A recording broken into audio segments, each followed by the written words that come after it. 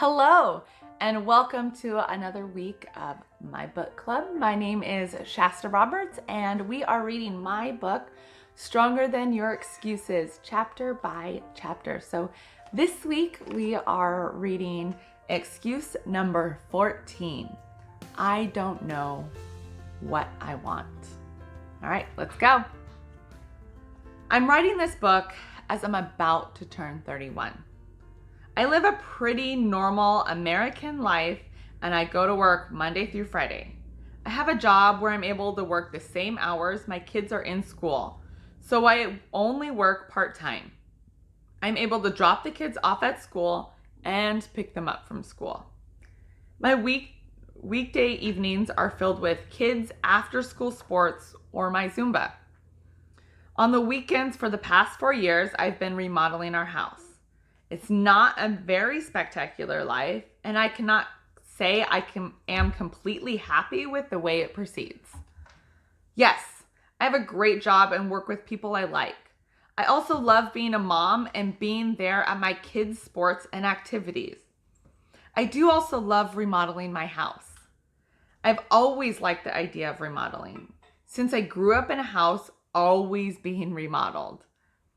I've never lived somewhere that was nice enough to not need a remodel. Living in a place during a remodel that has been going on for 4 years is quite exhausting, though. At the end of the day, I'm exhausted and not happy with my life. I love my job, but it's just an office job. It is something that pays the bills. It is not something that I want to do forever, though. I used to have dreams. I never wanted to live the normal 1960s American life. The life where you work a normal Monday through Friday job, raise a family, and hope you have saved enough for retirement so you can make it by. I had big dreams once, but somewhere along the way, I lost them. I've always wondered what happens to most people around high school and college to dissuade them from what they have been dreaming as a career. For me, I always wanted to be a dancer. Specifically, I wanted to be a Las Vegas performer and perform on a Las Vegas stage. I wanted my life to involve dance in a big way. I love it, and dancing makes my heart soar. Yes, I thought about Vegas, but that wasn't the ultimate goal. Dancing was. I really didn't care where or how I lived my life. Maybe how. Nothing inappropriate my parents couldn't see. But I wanted dance to be heavily involved. For almost all of high school, I had planned to attend UNLV, University of Nevada, Las Vegas. During the summer between my junior and senior year of high school, I even visited the UNLV dance program. That was also the summer of the I'm not good enough incident in my This Will Shock Everyone chapter. The incident where I was told I wasn't enough and didn't deserve to be a leader. I didn't end up attending the dance program at UNLV. I actually didn't even apply to the college at all. I told myself it was because I wanted to be closer to home. After my sister died, I wanted to be a car ride away from my family. I knew the real reason, though. After that summer, I wasn't brave enough to take a chance anymore. I chose comfort over my dreams. I fell in love with Portland State University the first time I toured the campus and knew that was where I was supposed to go to school. PSU did not have a dance program, so I had to decide on a new major. I wasn't about to put dance on the back burner and never do it again. It just wasn't going to be my degree. I just decided to go for the safe route of a business degree. I'm not sure where my head was at with this choice because my heart was never fully in it. I've never loved being a boss or even in business. I wasn't really meant to sit in a cubicle all day, nor did I really want a nice office. Stuck in a 4-wall place is not what I'm meant for. It's claustrophobic, and I talk really loud by nature. I'm not a sit in your seat and do your work type of person. I didn't look to the future to see what I wanted my life to look like before I decided to go for my business degree. Business and English have always been my easy subjects. I can calculate profit and loss with ease. And even though I wasn't a big reader at that point, I could BS my way through an essay, no problem. I've always been good when I put my mind down on paper. If you were to stick me in a science building, all would be different. Although I love the idea of science, I just don't like physically researching science. You can talk to me about it all day long, and I like hearing about the conclusions of the experiment. I just don't like to be the one doing the experiment. College didn't seem wrong, but it didn't seem right either. I am a good organizer and I'm an achiever, so working in a desk job has always been easy for me. Having tasks and completing them has never been the problem. The problem lies with my heart not being fulfilled.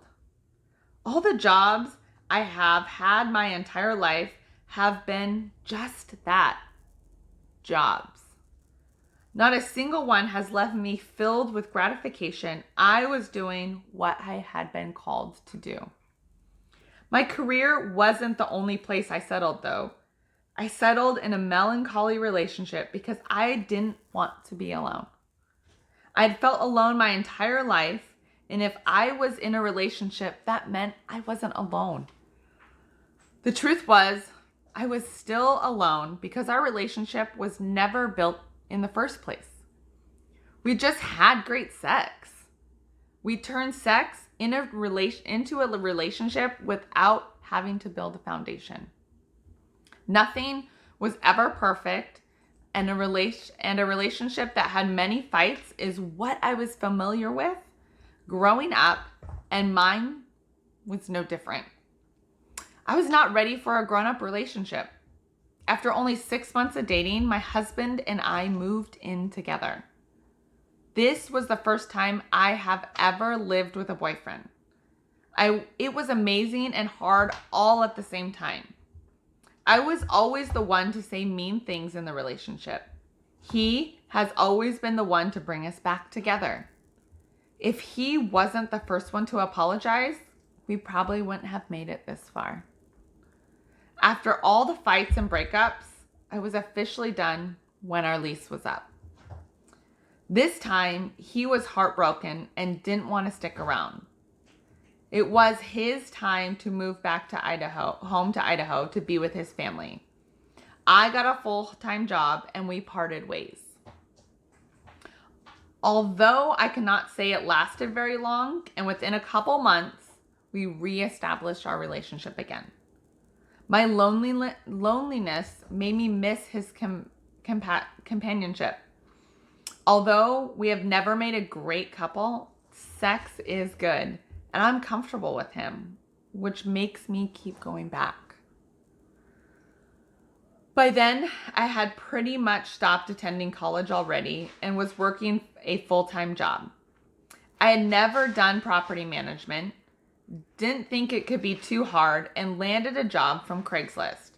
I was promoted from assistant manager to the manager of the apartment complex in just a couple months. If you know anything about property management, someone who is in the field stays in the field. Once you have that on your resume, you have an in for a job anywhere. It's hard to find someone with experience already in the field. This made it easy when I moved to Idaho again, when we moved to Washington after our 2 sons were born too. I never had a problem getting a property management job. I had worked in low-income property management since we moved to Idaho. If you want to meet ungrateful people, that's the place to look.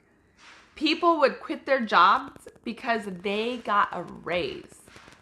A raise meant their income-based rent would increase. income-based housing is a 30-70 split, where 30% of their income goes to rent. Receiving a raise does not mean they take home less money. They don't see that side. They see their rent went up, and so they quit their job instead. Low-income housing is designed to help people in a time of need. It is there as a stepping stone to help people through rough times, but so many people take advantage of the system. If I had $1 for every time someone told me they couldn't pay rent because they had to pay their cable bill, I would be rich. My last property I managed, my manager and I did not get along. She hired a family friend for a position they were not qualified for, and he kept getting in trouble. Instead of him on the bad list, I got on the bad list. One day she told me in a meeting that she would find a way to fire me. She wished she could have that day, but she had nothing against me, and the company doesn't like to pay unemployment. I should have quit right then and there. I was a goner no matter what I did.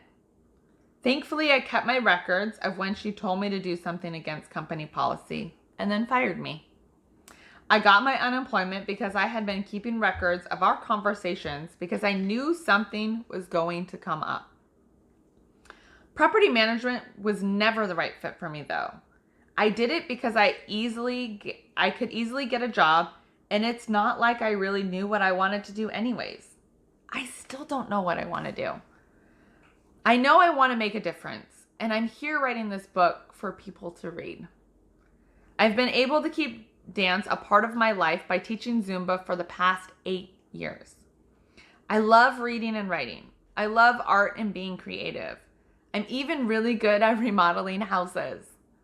At the end of the day, I don't know what my life looks like down the road.